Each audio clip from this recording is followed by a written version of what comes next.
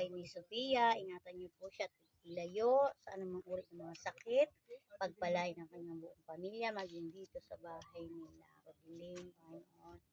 Salamat po sa paggabay sa buhay ni Sophia, maging kanyang pag-aaral. Nawa po ay gawin niyo po na makatapos siya sa kursong gusto niya po na pinapangarap niya po at pagpalain niyo po ang kanilang buong pamilya sa pangalan ni Jesus. Salamat po pala Lord God sa wisdom at knowledge sa kanyang pag-aaral maging sa hapong ito sa pangalan ni Jesus. Amen.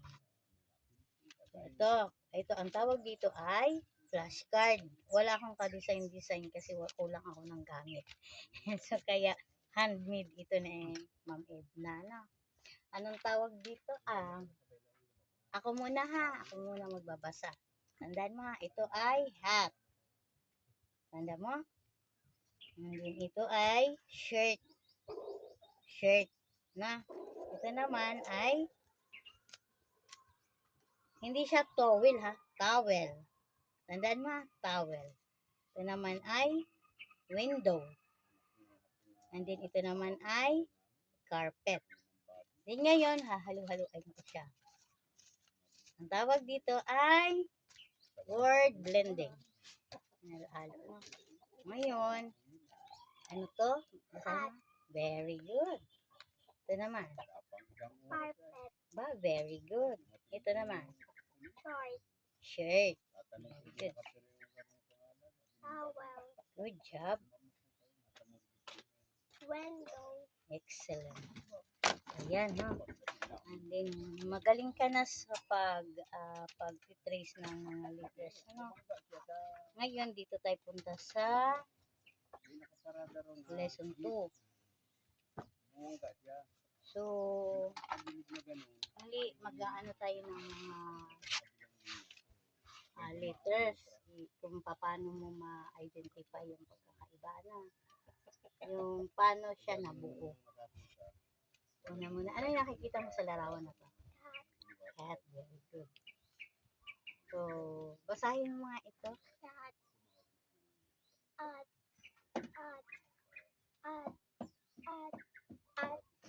Very good. So, alin dito sa mga to ang word na cat?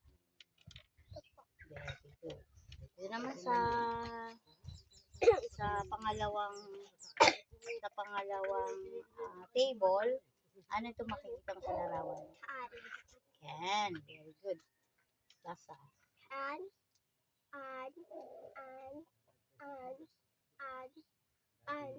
Very good.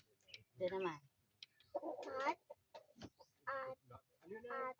Cat. Very good. Ito naman. Can. Pwede mo bang ituro dito sa akin, dito sa mga to, ang word na cat? Pwede mo bang ituro sa akin yung salitang cat? Dito sa lahat ng ito, pakibilang sa word na cat. 2, 3,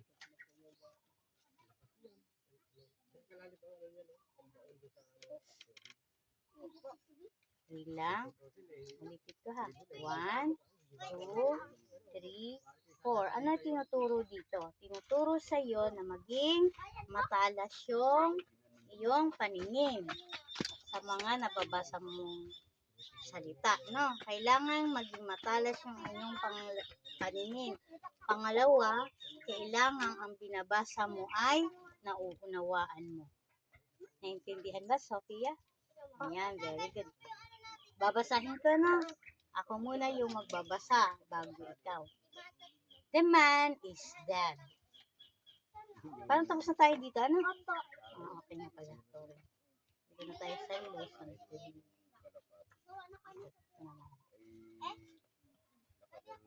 boy, oy, oy, oy, oy, oy. Sad, ad, boy, oy, oy, boy.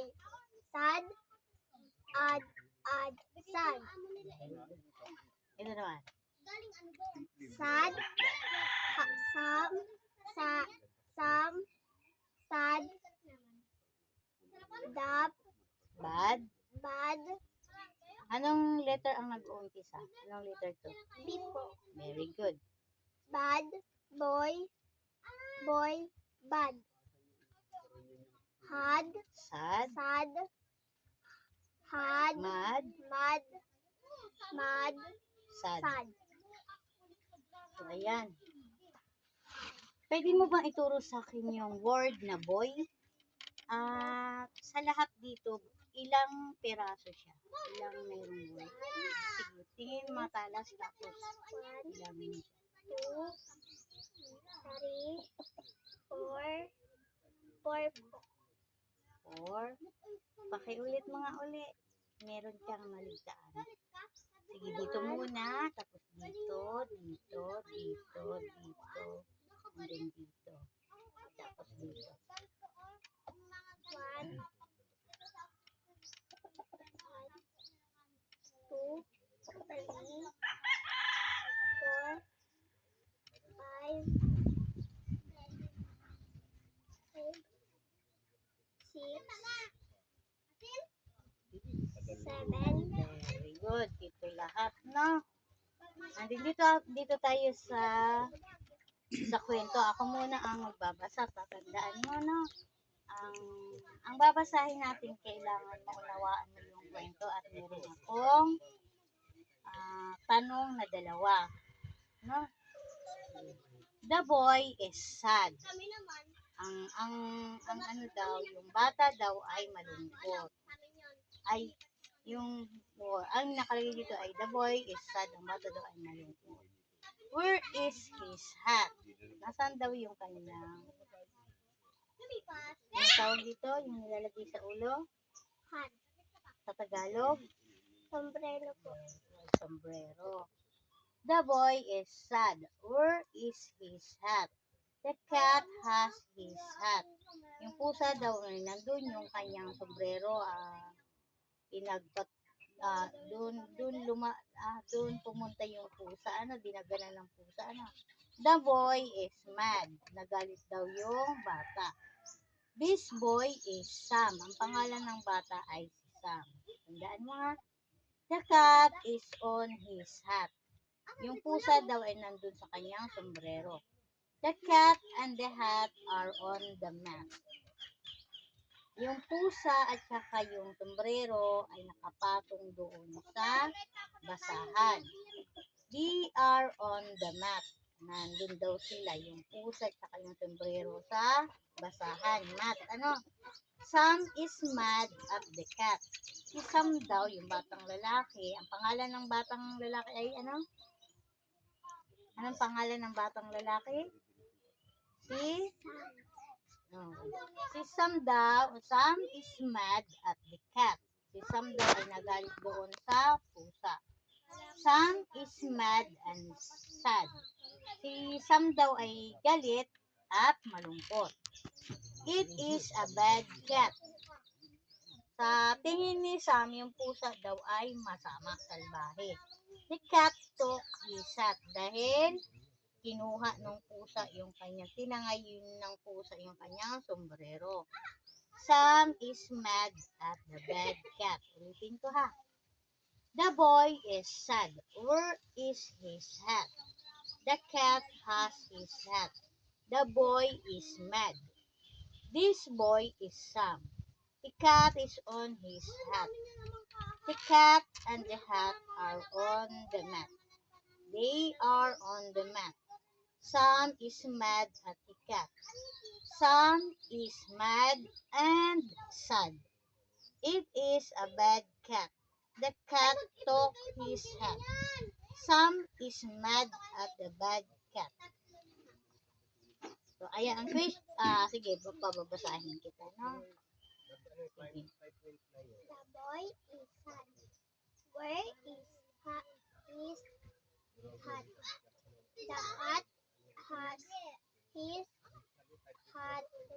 The boy is mad. This, This boy is Sam. ulit. This boy is Sam. The cat is on his hat. The cat and the hat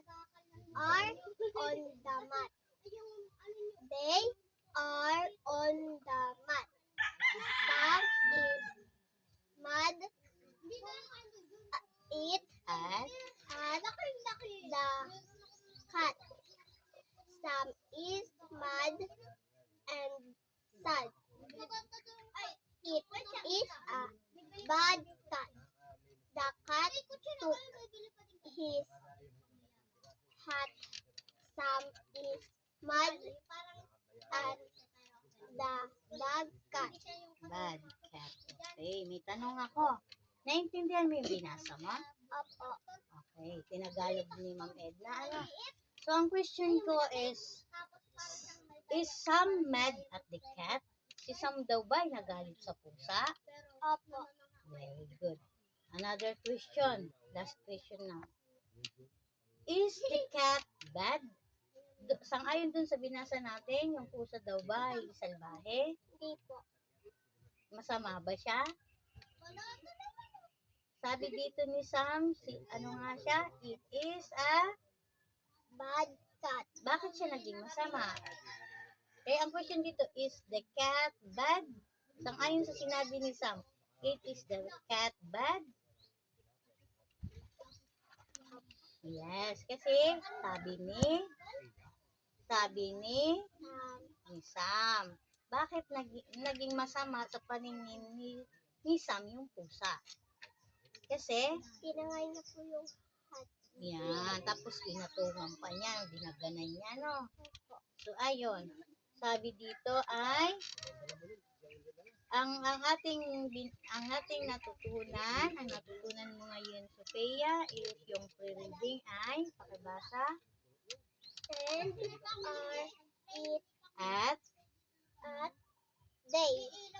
pag-it, ito ay may i dito. No, past tense ng kumakain. Ang new words na iyong nabasa ay bad, boy, mad, sad, Sam, to. Ito. Pakibasa nga uli. Bad boy. Mad. Sad. Sam. Two. Ibig sabihin ng bad ay sa Tagalog. Masama. Yung boy. Lalaki po. Very good. Yung mad. Inano po niya. Mad is galit. Ano nga ang mad? Galit po. Yung sad. Palungkot po. Yung Sam. Pangalan ng bata. Yung to. Kinuha. No, kumuha. Si Sam, sino dito sa kwento ang tauhan? Sino ang tauhan ng kwento? Anong pangalan? Si Kat. Very good. Tsaka si? Sam. Very good. Ilang tauhan meron sa kwento? Dalawa po. Very good. So ngayon, tatanungin kita, yung sa nabasa natin, ano yung kwentong iyong naunawaan?